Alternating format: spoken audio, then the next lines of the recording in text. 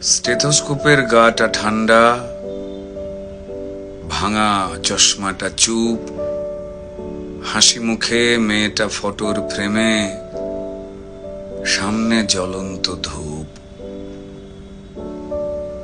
ডাক্তারিতে chance পাওয়ার খবরে হয়তো সেদিন মেয়েটার বাড়ি জুড়ে ছিল হইচই।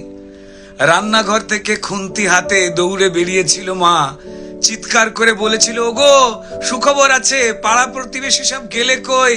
ওগো মেজো বৌদি শুনছো, মেয়ে তো ডাক্তারিতে চান্স পেল। এই রুনুর মা, আরে বাবা আমার মেয়ের খবর তোমাদের কি কানে গেল?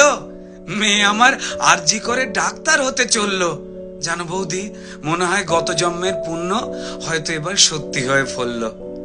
আত্মীয় স্বজন হেসে উত্তর দিয়েছিল, ব্যাস আর চিন্তা কি বৌদি, তোমার মেয়ে তো আমাদেরও মেয়ে, অসুখ বিসুখ মানে এবার এ বাড়িতেই ডাক্তার।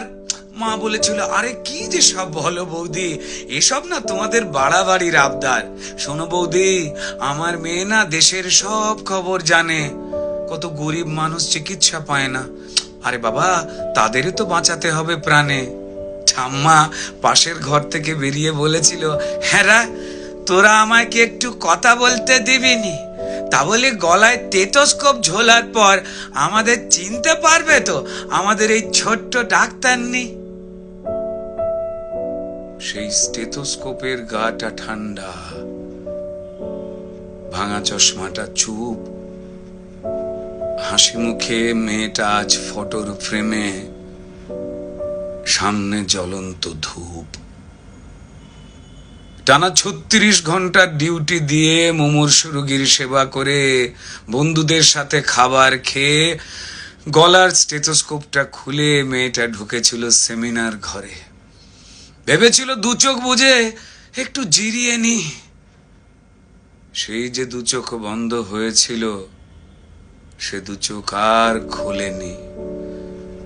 সেমিনার রুমে যে ক্লান্ত ডাক্তারনি ঢুকেছিল, সকালে সে বেরিয়েছিল ক্ষত বিক্ষত বডি হয়ে। আর স্টেথোস্কোপের গাটা ঠান্ডা, ভাঙা চশমাটা চুপ, হাসি মুখে মেয়েটা ফটোর ফ্রেমে, সামনে জ্বলন্ত ধূপ। যে দিত প্রাণ সেই দিল প্রাণ হাসপাতালের ঘরে, শরীর জুড়ে হাজার ক্ষত, মেয়েটা গেলই মরে। খুবলে খেলো শরীরটাকে, ভাঙলো গলার হাড়, খুবলে খেলো শরীরটাকে, ভাঙলো গলার হাড়। পশুর দলে কে কে ছিল জমাট অন্ধকার। তড়ি ঘড়ি হলো ধরা একটা সিভিক পুলিশ, তড়ি ঘড়ি হলো ধরা একটা সিভিক পুলিশ।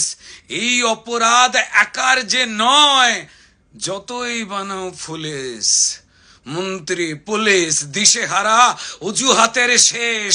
মানুষ যদি ক্ষেপে ওঠে যেমন বাংলাদেশ, তাই তড়ি ঘড়ি ঝোলাও ফাঁসি, সে মুখ যেন না খোলে, ষড়যন্ত্র ফাঁসের আগেই ফাঁসিতে সে ঝোলে।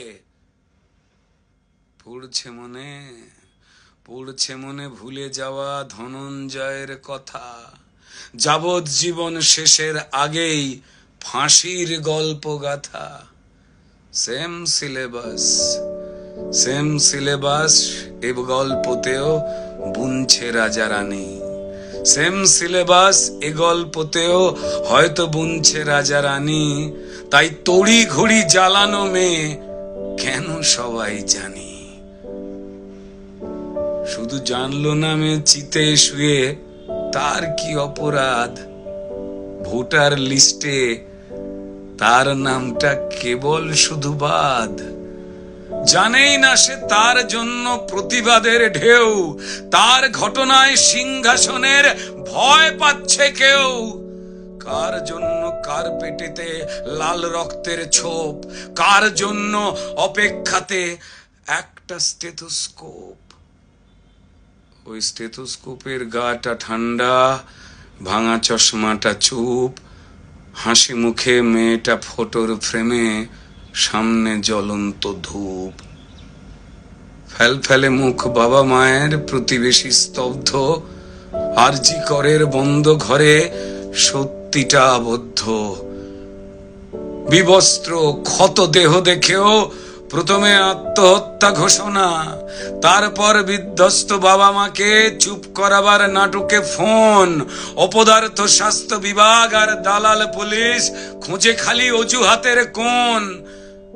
মেয়েটা ডাক্তার হতে চেয়েছিল এ পোড়া রাজ্যে, তা না হয়ে হলো খবর সিন্ডিকেটের সরকার চায় না ডাক্তার, তাই স্বপ্নকে দাও কবর।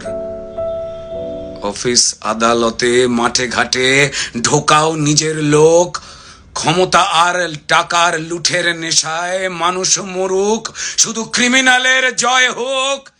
ক্রিমিনালরা মাটিতে পায় বীরের তকমা, তারাই রানী মায়ের হোপ।